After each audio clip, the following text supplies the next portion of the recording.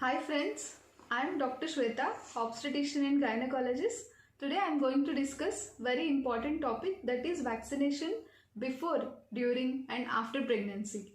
So why it is important to take the vaccine is, vaccines लेने की वजह से हमारा बॉडी में एंटीबॉडीज तैयार होते हैं, तो उसकी वजह से mother baby during the pregnancy and even after the delivery भी बेबी को प्रोटेक्शन होते हैं. इसकी वजह से वैक्सीन्स लेना जरूरी है.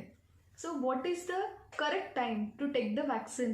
That is usually we suggest better to take all the vaccines which are important before pregnancy, so you are ready for pregnancy. So these are the important vaccines that are to be taken before pregnancy, that is rubella vaccine, varicella vaccine, and influenza, that is flu vaccine, and hepatitis B vaccine. So coming to rubella vaccination, rubella एक dangerous disease है.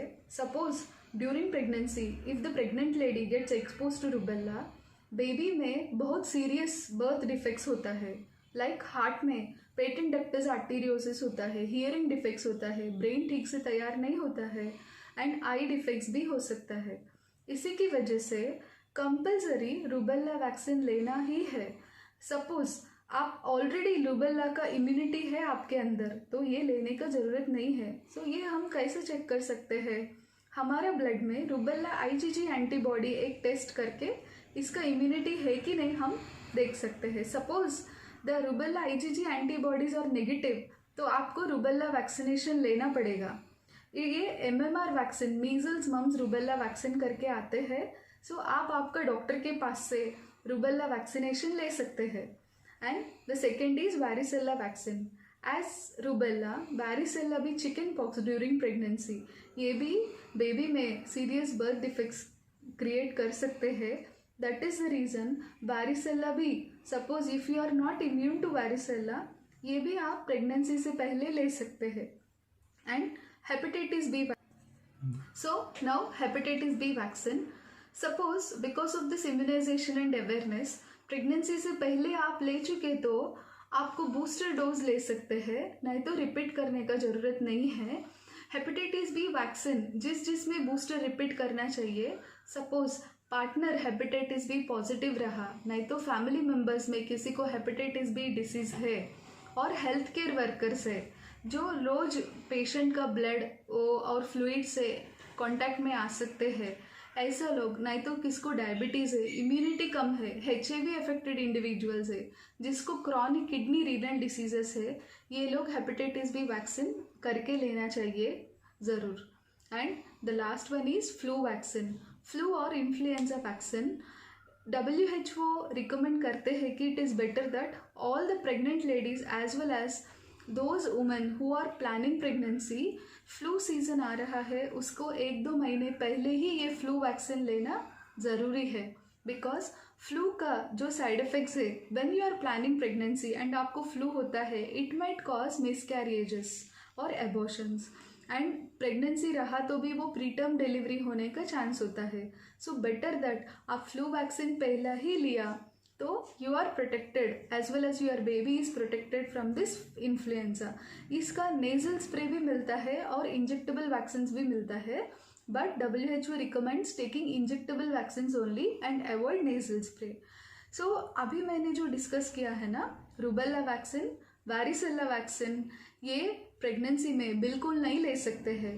And some of my patients also asked me to talk about cervical cancer vaccine that is to be taken before pregnancy, because ये vaccine हम pregnancy में recommend नहीं करते हैं.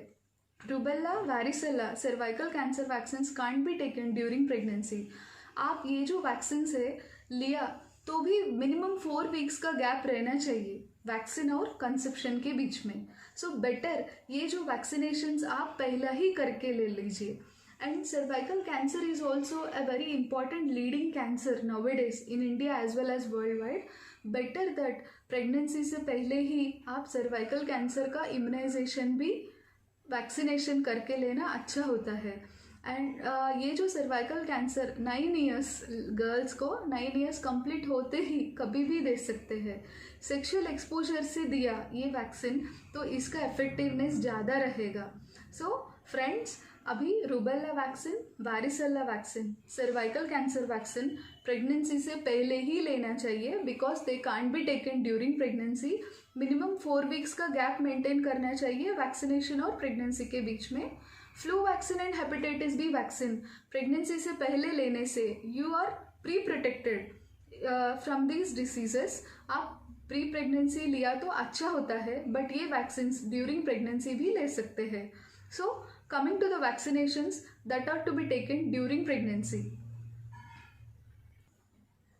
So friends, coming to the vaccines that are to be taken during pregnancy, first and the foremost is tetanus toxoid.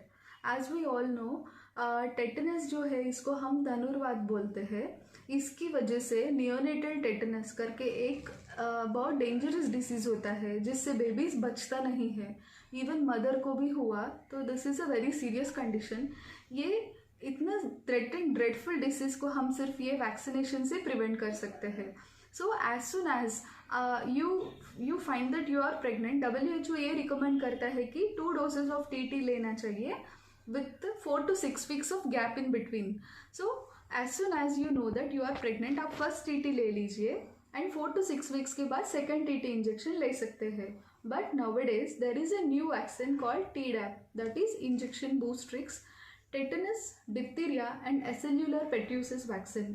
ये vaccine का ये advantage है कि इसमें pertussis मतलब इसको काली खांसी बोलते हैं।